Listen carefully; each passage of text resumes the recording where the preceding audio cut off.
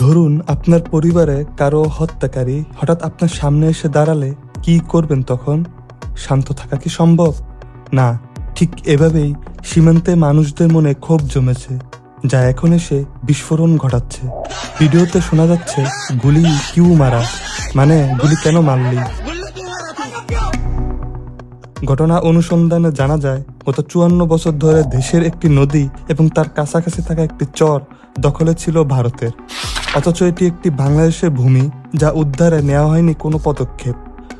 অবশেষে গত 5 জানুয়ারি সোমবার সকালে বাংলাদেশ সীমান্তরক্ষী বাহিনীর সাহসিকতায় কোদালিয়া নদী এবং তার কাছাকাছি থাকা চর, যার আয়তন 5 কিলোমিটার, তা বাংলাদেশের দখলে চলে আসে।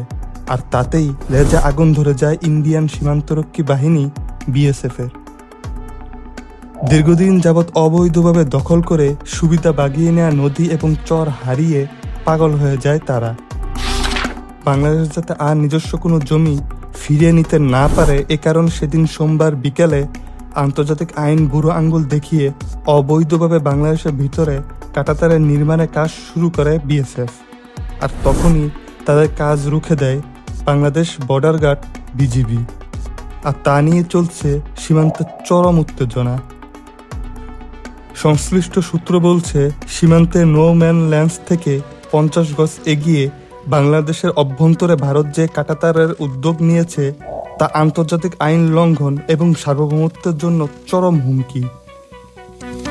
এ নিয়েই অবশ্য দুই বাহিনীর মধ্যে হচ্ছে আলোচনা পর্যালোচনা। দফায় দফায় চলছে পতাকা বৈঠক, কিন্তু তাতেও মানতে চায় না ভারত।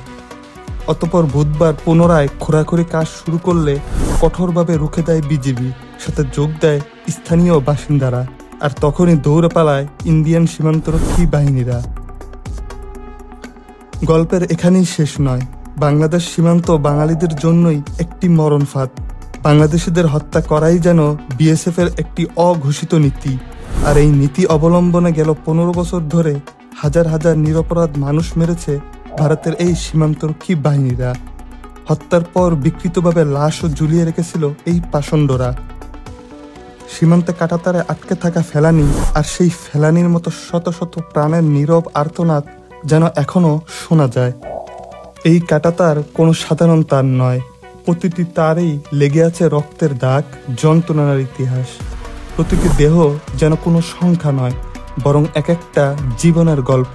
এবং ভারতের চরমপন্থী দল ও সীমান্ত রক্ষী বাহিনীর বিএসএফ এর নির্মমতার জীবন্ত সাক্ষী। সেই গ্রামবাসীরা যখন বিএসএফ এর রক্ষীদের সামনে পড়ে, তখন মনে পড়ে যায় তাদের হারানো আপনজনদের কথা। আর মূলত এই কারণেই সেদিন ভয়কে তুচ্ছ করে রুখে দাঁড়ায় বিএসএফ এর সামনে।